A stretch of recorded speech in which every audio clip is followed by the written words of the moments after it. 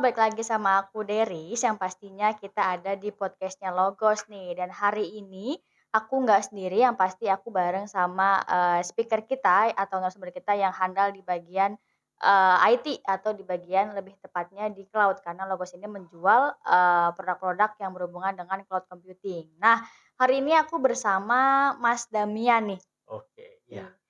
Oke, Halo. kita sapa dulu kali. Halo Mas Damian, gimana Halo, kabarnya nih? sehat Sehat hari ya? ini ya, Oke. Nah, baik. Mas Oke, Damian ini sebagai technical support ya? betul, Iya, technical technical support consultant, iya. dari PT Logos Teknologi Utama dan, Iya, sudah handal lah di bagian cloud ya, Mas, ya? betul. Ya, mungkin teman-teman yang nonton gitu ya, mungkin kalau lihat di channel YouTube itu ada gitu Damian, saya sebagai technical Iya, consultant membuat betul. video gitu, panduan-panduan sederhana pengelolaan Microsoft 365. Iya, Oke, betul. Tapi kalau di video itu kan Mas Damian cuma suara ya, kalau sekarang ini betul. podcast. Nah, ini wujudnya, Nah mukanya seperti ini, teman-teman. nah beginilah ya. Oke, Oke, tapi sebelum kita mulai jangan lupa untuk subscribe, like, komen, dan share ke sosial media kalian agar kita selalu, kasih video terbaru dan teman-teman selalu update, video apa aja sih yang Logos, upload di YouTube-nya Logos, seperti itu. betul. Jadi jangan sampai lupa. Iya sih. Nah, oke, kita ini membahas mengenai, Mhm, cloud ya, Mas Damian ya? betul, Oke. iya, Nah, iya, banyak perusahaan itu yang masih, pakai on premise ya, yang pasti ya, benar dan sekali. mereka juga, ada beberapa yang masih khawatir kalau misalnya datanya itu nggak tersimpan atau nggak punya, backup lah gitu kan. Betul, Karena tema iya. tema kita hari ini adalah mengenai backup data nih yang penting banget bagi perusahaan karena kalau nggak ada backup, ya udah kalau hilang ya Tidak hilang bisa, aja. iya, nggak bisa jalan gitu Nah, ya, oke. heeh. Oke, kita masih, ngebahas mengenai backup data gitu kan. Menurut Mhm Mas Demen itu sendiri, mhm. seberapa penting sih backup data itu sendiri bagi perusahaan yang mungkin datanya banyak? Iya, kalau kita berbicara backup data ya, eee, apalagi di zaman sekarang gitu, zaman teknologi gitu, yang di mana semua serba canggih, serba instan. Data ini kan semacam bisa dibilang sebagai emas lah. Ini Mhm, sangat penting dengan kita bisa, mengakses data gitu. Misalnya orang yang tidak kita kenal gitu, bisa juga langsung kita akses datanya, gitu kan. Bisa melalui apa, biasa sosial media iya gitu ya, betul. heeh. Kita bisa nih, kita cuma search Google gitu, nama Damian gitu atau nama Deris gitu ya. Itu bisa muncul semua sosial media, semua Instagram. Nah, Mmm, inilah data gitu kan. mhm, Salah satu contoh lah ya, data berupa data diri kita gitu. Nah, jadi ini bisa dibilang memang sangat berharga gitu di zaman ini. mhm, Dan pentingnya backup di sini adalah, nah, untuk kita bagaimana menyimpan gitu ya, data-data ini nantinya, kalau semisal terjadi sesuatu gitu yang tidak diinginkan, nah, backup inilah nanti yang akan memperbaikilah data ini. Mungkin istilahnya seperti itu, yang akan mmm, menggantikanlah data ini. mhm, Jadi data ini ketika bermasalah, otomatis gitu ya, kalau kita bicara data itu ada istilahnya, data corruption. iya Jadi betul. datanya korupsi. Nah, bisa itu terjadi karena, berbagai macam isu gitu ya, Mhm, di mana-mana data itu hilang gitu dan ketika kita akses, itu seperti misalnya beberapa case itu terpotong-potong atau mungkin mhm, bahkan tidak bisa dibuka karena corruption tadi. iya, Nah, inilah backup inilah nanti yang akan menggantikan data tersebut gitu. Nah, baru juga mungkin ya berbicara tentang pentingnya backup gitu. Kalau kita bicara gitu ya kayak di, eee, rumah sakit gitu misalnya. iya, Rumah sakit ini kan sangat penting ya, sebuah perawatan gitu dari pasien-pasien yang sakit gitu kan, dan di mana rumah sakit ini butuh gitu listrik. Kita analogikanlah seperti itu gitu ya. mmm, Nah, jadi di rumah sakit ini kan tidak boleh itu listrik ini untuk putus gitu kan, untuk mmm, mati, untuk ada terjadi pemadaman gitu di suatu institusi rumah sakit gitu kan ya. Nah, jadi perlulah dibuatlah namanya backup gitu kan. Kalau dari listrik sendiri itu generator misalnya, backup generator. Itu untuk menyalakan ketika dia mati akan switch gitu kan. ok, Nah, mungkin itu salah satu kata kuncinya ya. Jadi switch, jadi dia menggantikan gitu. Oh ini mati. Nah, begitu juga dengan data ini ya, backup itu. Jadi backup ini nanti dia akan menggantikan gitu data yang sekiranya rusak atau, hilang gitu ya bisa dibilang ya. Nah, nanti di-recover atau di-restore begitu sih mungkin oke. terkait pentingnya ya untuk backup. Oke, jadi backup data itu penting banget ya, Mas Sangat Demian, penting, karena iya. kalau emang kita nggak ada duplikatnya ya susah ya kalau misalnya Susah, hilang-hilang ya udah lost iya. semuanya gitu kan ya. Seperti KTP gitu kan, kalau kita Mhm, ketinggalan, nah biasanya kan bisa kita bawa ke iya bener bener, fotokopiannya iya gitu. bener Nah, bener, ya begitu sih. oke. Mhm. Nah kalau di Logos ini berarti, backup-nya itu lebih ke cloud ya Mas Demiannya? Betul sekali. Oke, karena backup-nya kita lebih ke cloud. Nah, apa sih layanan yang cocok gitu untuk membackup data untuk Nah, ya di cloud lah gitu? iya. Mhm, Jadi kalau kita berbicara tentang backup ya, cloud tadi ya, mhm, mungkin yang paling umum sebenarnya banyak sebenarnya, ya, tapi memang 3 besar gitu dan kita bisa gini ya, kita bisa selipkan gitu ya, sebuah produk dari Microsoft bernama Microsoft Azure Backup mhm, gitu. Nah, ini lebih spesifik gitu. Jadi Azure ini kan sebenarnya sebuah platform gitu ya, sebuah service layanan besar. Nah, adalah namanya untuk backup sendiri khusus disediakan gitu oleh Microsoft bernama Azure Backup ini. Nah, mungkin itu ya terkait pertanyaannya, Iris. oke. Heeh, Jadi, Azure Backup yang cocok ya karena betul kita sekali. Logos ini jualnya juga Azure Backup, jadi untuk teman-teman nih yang Nah membutuhkan backup, cocok deh pakai Azure Backup. Kenapa? Nah, ini perlu nah, ditanyakan nih, kenapa Azure Backup? Karena kan mungkin banyak ya yang cloud lain iya, itu selain Azure. Nah, itu kenapa tuh? oke. Mungkin kalau ya betul sih ya, untuk Azure sendiri kompetitornya banyak gitu ya. Mhm, betul. Nah, kalau kita berbicara tentang, industrinya sendiri gitu sebagai cloud backup gitu ya, cloud storage lah ya. Sebenarnya sama saja ini kan cloud storage. Jadi Azure Backup ini sendiri kalau kita bisa review gitu di website resminya gitu kan. Nah, ini sudah digunakan dan memang sudah dipercaya gitu oleh kalau kita bandingkan ya, ini dibandingkan gitu secara data gitu ya, Iya, dari website tersebut bahwa Azure ini sudah sangat dimanfaatkan sekali dan digunakan oleh sebuah perusahaan bukan bernama, tapi berbagai perusahaan yang dimasukkan dalam kategori namanya ada Fortune 500 gitu, di oke. seluruh dunia. Nah, itu hampir 90% perusahaan Fortune 500 ini menggunakan Azure gitu sebagai backup-nya, sebagai, sistem cloud-nya lah, Mhm, secara umum gitu. Nah, jadi apa sih sebenarnya Fortune 500 ini ya, Fortune 500 gitu. Jadi ini sebuah perusahaan-perusahaan yang bisa dibilang masuk 500 besar top gitu di seluruh dunia. Dan mhm, mereka saya sudah percaya gitu kan ya terhadap Azure untuk, Azure dapat menjaga dan mengelola data mereka gitu. Microsoft itu sebagai, pihak ya penyedia produk tersebut. Nah, perusahaan Fortune 500 ini sudah percaya, mhm. dia sudah, yakin gitu bahwa Microsoft akan mampu gitu menjaga data mereka. Jadi mungkin kalau dibilang alasannya memang ya dari segi, nama dan juga, kemampuan sendiri mungkin sudah tidak diragukan lagi sih dari Microsoft ya. Oke, Heeh. karena semua di-handle dari Microsoft ya Iya Mas betul. demikian? Mhm. Oke. Nah, kalau di Azure kan data itu pasti kan banyak ya, nggak cuma Betul satu sekali. atau 50 lah, pasti ada ribuan Iya. data dong pastinya kan. Nah, Mhm. untuk di Azure Cloud sendiri itu untuk storage-nya itu berapa tuh, Mas? Nah, kalau kita berbicara storage ya, ini dia karena sebagai sebuah sistem cloud gitu ya, Mhm, eee, data ini sebenarnya bisa dibilang, tanda kutip lah ya, mhm, unlimited gitu. iya, Unlimited dalam artian ini bisa ada istilahnya scalable atau kita bisa scaling namanya atau bisa kita atur satu setting sesuai kebutuhan. mmm, Nah, ini mungkin bisa dibalikan kembali gitu ke salah satu, prinsipal atau basic dari cloud computing mmm, adalah ketika dalam proses pembayaran ya, basic-nya adalah dia pay as you go gitu. oke, Nah, jadi di mhm, Azure itu seperti itu gitu. Jadi dia hanya membayar apa yang kita, di Azure Backup ya, terutama itu apa yang kita simpan gitu. Jadi seberapa mmm, besar, byte atau data yang kita simpan gitu ya, gigabyte, terabyte, ya itulah yang kita bayar. Jadi itu bisa di-scaling, bisa sampai terabyte gitu. Nah, jadi itu sih kalau dibilang memang, unlimited, tapi bisa di-scaling gitu, bisa diatur oleh teman-teman gitu ya. Misalnya mau mau menggunakan Azure Backup, ini fleksibel gitu oke. penggunaannya. Heeh, Jadi, untuk, pembayaran nggak terlalu mahal juga kan ya, Mas, juga karena betul, Mas Damian sorry, iya. karena kita, sesuai kebutuhan yang kita pakai. Betul, iya, Oke, jadi untuk storage-nya itu tenang aja teman-teman nggak akan jangan takut karena mhm, unlimited teman-teman. Jadi, iya. mau sebanyak apapun bisa gitu dan kita Tergantung biaya duit ya, modal ya, mhm, betul, tergantung itu heeh dia bener. heeh, Kalau emang ada, money-nya banyak ya iya, udah itu bisa betul, lancar. betul sekali, Oke, nah kalau mhm untuk di Azure Backup itu sendiri, mhm, ada nggak sih minimal Windows-nya? Atau mungkin bisa dibagi 2 nih heeh, untuk Azure Backup yang server kah atau apa? iya betul untuk Azure Backup yang server ya, di server sendiri mungkin untuk sekarang ya, itu minimumnya adalah Windows Server 2016 gitu. Jadi kalau buat teman-teman gitu yang memang ingin mem-backup sebuah servernya gitu ya, Mhm.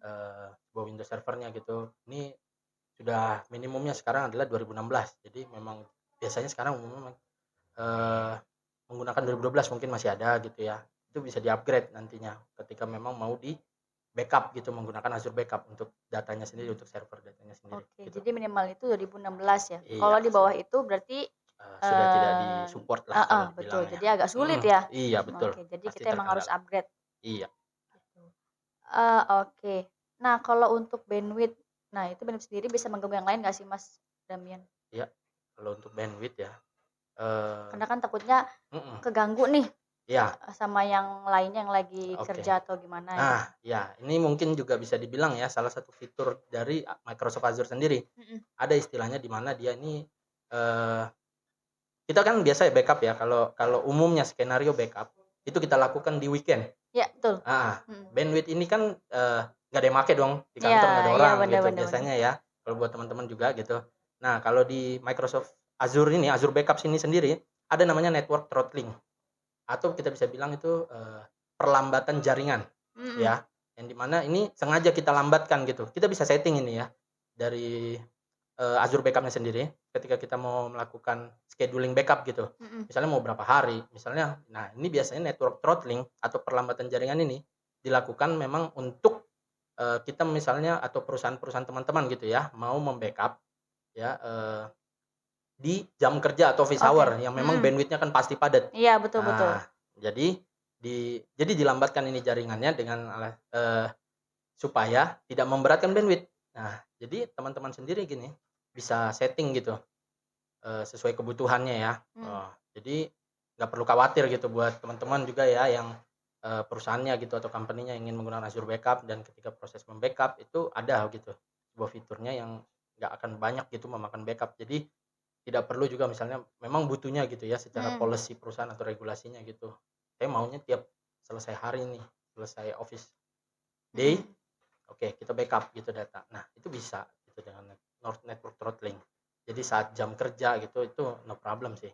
Oke, Heeh, berarti itu bisa kita manage ya, mau betul itu sekali, ya, berarti kalau kita mau manage misalkan seminggu mau 2 kali itu bisa ya? betul bisa Mau sekali. di weekend atau di jam pulang Mhm, kerja atau jam lagi iya kerja juga nggak apa-apa berarti iya, bisa ya? betul dan tidak Oke, jadi memadatkan itu tadi ya, iya bandwidth betul, ya. fleksibel kan ya? Fleksibel, iya, Mhm, bisa betul. di-manage sendiri, bisa Oke, diatur. nah itu dia. Jadi Azure Backup itu ya tadi kelebihannya adalah yang pasti Mhm, fleksibel untuk, bandwidth dan juga fleksibel untuk storage ya? storage, ya, Oke. Nah, karena ini kan data ini banyak gitu kan, jadi betul, kan banyak juga perusahaan yang mungkin takut, datanya itu mungkin Azure Backup ini nggak aman gitu aman, kan. iya, Karena kan mungkin beberapa customer kita atau orang lain yang mhm, pernah punya pengalaman datanya itu walaupun udah hilang. di-backup tetap hilang gitu, kayak mungkin Iya, di hard disk juga kan bisa aja hilang iya. gitu kan. Nah, kalau di cloud sendiri gimana tuh keamanannya, Mas Nah, Damian? jadi kalau kita bicara keamanan ya, biasanya kalau kita bicara data, eee, salah satu yang, bisa kita bilang ya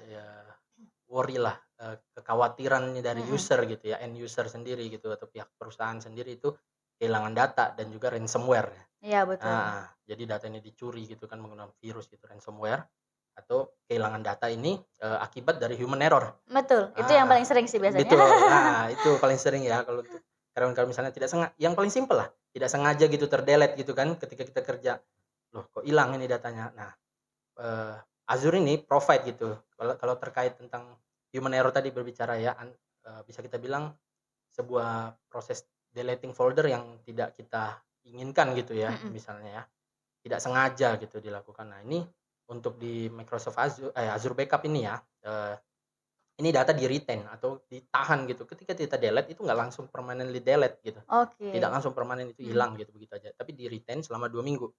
Nah, jadi untuk, mungkin adminnya gitu ya atau mungkin dari pihak user-nya sendiri yang mendelete itu bisa gitu, eee, menjaga ini data ini, oh supaya bisa lagi di-retain, kembalikan gitu kan ya, Mhm. selama 2 minggu. Jadi batasnya itu dia 2 minggu.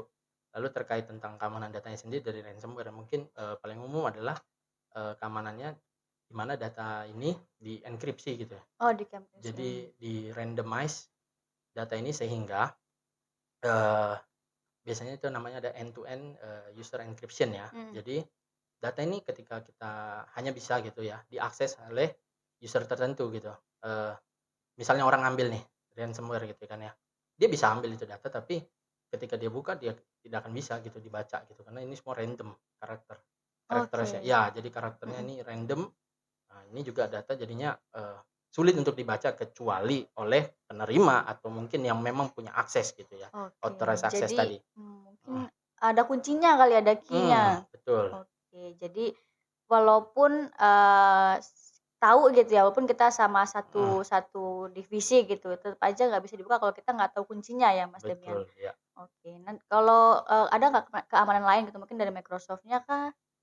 Ya itu juga mungkin ya salah satu dari Microsoft-nya sendiri, dia punya sebuah, fitur gitu di mana dia ini, ada istilahnya kita guest gitu ya. Jadi, Azure Backup itu bekerja itu memang ya sama saja gitu ya. Dia ini kan platform as a service juga ya, dan Mmm, juga infrastruktur as a service. Nah, di Azure ini kan ada Azure Storage, sebenarnya juga berbasis gitu kan, sama-sama penyimpanan gitu kan. iya betul. Nah, yang Mhm, membedakan mungkin kalau Azure Storage ini memang penyimpanan untuk source data mhm, gitu ya, kalau Azure Backup ini penyimpanan untuk ya kita backup gitu kan ya, mhm. restorasi gitu data rusak itu. Nah, di sini ada juga salah satu fitur yang di mana, mungkin ya untuk admin gitu, jadi hanya admin yang punya akses gitu kan ya, data tersebut. Nah, ketika kita kasih user gitu kan, kita bisa kasih dengan akses guest namanya. Mhm. Nah, di mana ini guest ini sendiri dari internal juga ya, perlindungan secara internal mungkin. Jadi di mana guest ini ya nggak bisa ngapa-ngapain itu data gitu, Oh, hanya bisa dia, bisa dibilang melihat lah tanpa ya bisa diedit berarti ya? nggak bisa diapa-apain gitu mungkin. Mmm, Ya itu sih jadi ada 3 gitu ya, unintentional delete gitu, di mana kita retain data tersebut, yang paling umum ini ya, paling paling utama gitu dari Azure Backup sendiri, baru enkripsi data tadi, lalu kemudian ada guest access gitu ya, separation between guest access gitu, dan oke. mungkin yang terakhir adalah, ada satu lagi begitu, jadi kita bisa private endpoint namanya for Azure Backup. Jadi Azure Backup ini bisa diakses gitu ya, hanya untuk ya private gitu, tidak ke eksternal, tapi kita terus jaga itu ya secara internal gitu. Mungkin itu Mmm. sih ya kalau yang Oke, jadi untuk keamanan jangan diragukan lagi karena tadi udah ada 4 nih, ibaratnya udah ada 4 gembok lah, iya udah yang ada paling 4 umum ya, kunci gitu. heeh, Jadi tenang aja kita, nggak akan ya insya Allah nggak akan hilang lah datanya mhm, karena udah di-backup di Azure Backup itu sendiri gitu betul, kan. Nah, ini mungkin pertanyaan terakhir nih dari saya gitu, iya, kenapa sih harus, beli Azure Backup di Logos gitu? Mungkin dari technical, Mas Demian sendiri? kalau dari ya, jadi kenapa sih harus di-logos ya? Tentu saja mungkin, eee, itu pertanyaan gitu ya dari user Mhm. sendiri gitu kan. Pasti itu Iya, pertanyaan kalau apa sih untuk calon kelebihannya customer gitu gitu ya. gitu kan. Kenapa sih harus di sini, kenapa nggak di tempat lain gitu Iya ya. betul. Nah, mungkin lebih ke, kita sendiri ya, satu, IT support ini sudah tersertifikasi ya, Mhm. eee, jadi, kita sendiri sudah bisa mampu gitu untuk meng-handle gitu beberapa case, dan, kita ini sebagai partner Microsoft gitu yang sudah gold ya. Nah, kita ini tentunya kan, in case gitu ya, Mhm. situasi atau ada beberapa kasus yang memang tidak bisa kita handle, kita bisa langsung bantu gitu dengan cara kita koneksikan gitu ke Microsoft Support gitu kan ya. Mhm. Nah, itu juga salah satunya. Jadi bisa langsung, akan di-handle sendiri oleh, Microsoft sendiri gitu.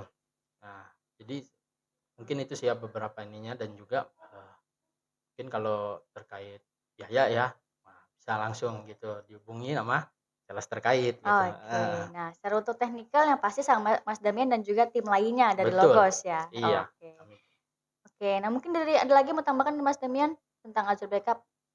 oke mungkin ya terkait Azure Backup, Mhm.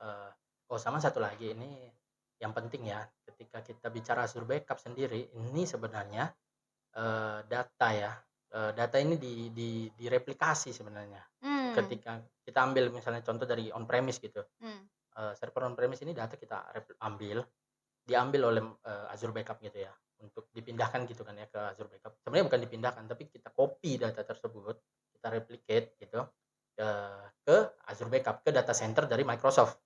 Nah, jadi dalam proses perjalanan itu data gitu ya, tadi, istilah network throttling tadi ya, Mhm. perlambatan jaringan gitu. Jadi untuk bandwidth juga, ini juga data itu sebelum masuk akan dikompres. Jadi Oke. jadi data ini akan, seminim mungkin gitu size-nya, ketika dikompres. Jadi untuk, proses upload-nya nanti ke Azure Backup Nggak terlalu berat ya? tidak terlalu berat untuk Mhm. bandwidth. Oke, baru yang kedua tadi, masih ya, keamanannya tadi dienkripsi. Jadi sepanjang perjalanan itu, jadi ketika tercuri misalnya apa, itu juga tetap tidak bisa dibuka gitu kan. Mhm. Nah, baru yang terakhir, mungkin ini juga dalam segi keamanan ya.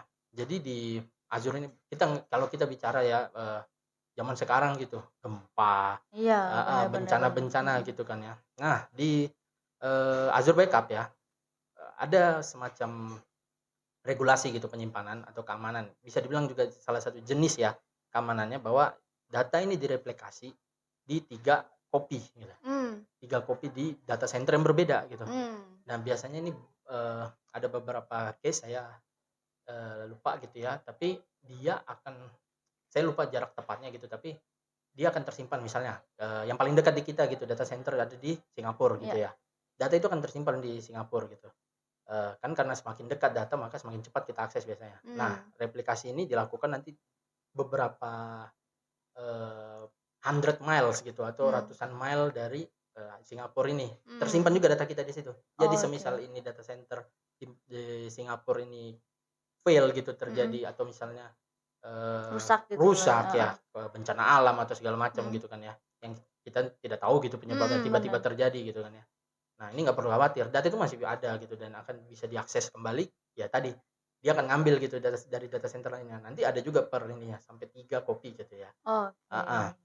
Jadi, dan memang beberapa case ya, mungkin mungkin kalau teman-teman dengar ini mungkin ada pertanyaan, kalau tiga-tiganya fail gitu kan, Nah, nah iya itu. nah mungkin ya sejauh ini, sepertinya tidak mungkin gitu ya Iya. kalau jaraknya jauh gitu per negara gitu ya, per zonasi gitu. Nah, jadi, tidak perlu khawatir lah ya buat yang, ingin gitu menggunakan Azure Backup, ya, begitu Oke. sih, Nah, Mbak Risha. berarti tadi itu kelebihan dari Azure Backup, Betul, gitu. Jadi heeh, tenang aja teman-teman kalau misalkan teman-teman punya data di kantor nih satunya, mhm, nanti 2-nya lagi atau yang lainnya bisa tempat lain gitu. Jadi mhm. tenang aja kalau di kantor ini mungkin tiba-tiba, listriknya mati atau mungkin ada gempa kayak tadi gitu, bencana alam Nah, lah ya heeh, gitu yang tanpa kita tahu kapan mhm, terjadi gitu kan, itu iya, tenang aja karena datanya ada di tempat lain yang bisa kita ambil lagi, betul, seperti itu. Ada lagi bisa mungkin kita Mas restore. Damian?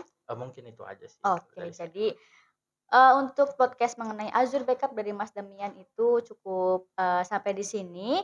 Jadi teman-teman nanti yang mau bertanya mengenai Azure Backup secara lebih detail ataupun mau meeting bareng nih boleh banget ya Mas Damian ya. Betul, Nanti bisa langsung aja hubungin di email Logos, email support mungkin Mas iya, Damian? support@ltu.co.id ya, Oke, heeh, nanti untuk emailnya akan saya share di kolom, deskripsi, caption, yaps, ya, kolom description gitu. iya, Jadi nanti akan ada email dan nomor telepon yang bisa dihubungin.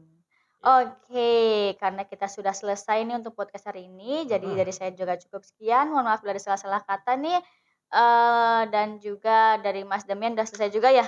iya, nah, Oke, terima kasih juga nih untuk Mas Demian sudah men-share mengenai Azure sama-sama, Backup. iya, Jadi jangan lupa teman-teman untuk, subscribe karena kita setiap minggunya akan ada podcast terbaru mengenai produk apa aja sih yang dijual Logos dan apa aja mhm, sih kelebihan-kelebihan lainnya. Seperti itu. Mungkin cukup sekian dari kita. Selamat, sore dan terima kasih. Bye. iya, selamat sore, terima kasih, bye.